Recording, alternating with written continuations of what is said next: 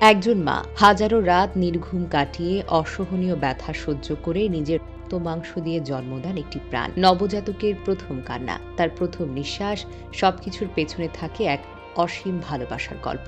মা কল্পনাও করতে পারেন না যে মানুষটিকে সন্তানটির সবচেয়ে বড় আশ্রয় ভাবা হয়, সে বাবাই হবে তার সন্তানের জন্য মৃত্যুর কারণ। একটি ছোট্ট চিৎকার, একটি নিষ্পাপ কান্না, সেটাও যেন সহ্য করতে পারেননি তিনি। আর সে অক্ষমতা জন্ম দিল এক নির্মম ট্র্যাজেডির। বাবা নিজ হাতে বিদায় করে দিল সেই ১.৫ মাস বয়সী অবুঝ শিশুকে, যাকে পৃথিবীর আলো দেখাতে মা পার করে এসেছিলেন জীবন মরণের সীমা। এই মর্মান্তিক ঘটনাটি ঘটে ২৫শে জুন সিলেটের নগরীর মেজরটিলা এলাকায়। একটি ঘর যেখানে গৃহস্থলী কাজের ফাঁকে কন্যার কুই কুই শব্দে মিশে থাকার কথা ছিল হাসির রোল, সেই ঘরে মিলল নিস্তব্ধতা আর রক্তাক্ত ভয়। সেদিন দুপুরে প্রত্যেক দিনের মতো খাবার খেয়ে আতিকুর রহমান ঘুমিয়ে পড়েন স্ত্রী নাজমা ও ছোট্ট মেয়ে ইনায়াকে নিয়ে। বিকেলের দিকে হঠাৎ কান্না করে ওঠে শিশুটি।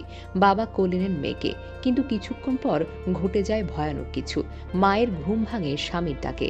চোখ খুলে দেখেন ঘর বেশে আছে আহত স্বামী পাশে, আর শিশুটিকে বাঁচানো গেল না। প্রতিবেশীরা ছুটে এসে আহত বাবাকে ও শিশুটিকে দ্রুত হাসপাতালে নিয়ে যান। Sylhet MAG Osmani medical college হাসপাতালে ইনায়াকে মৃত বলে ঘোষণা করা হয়।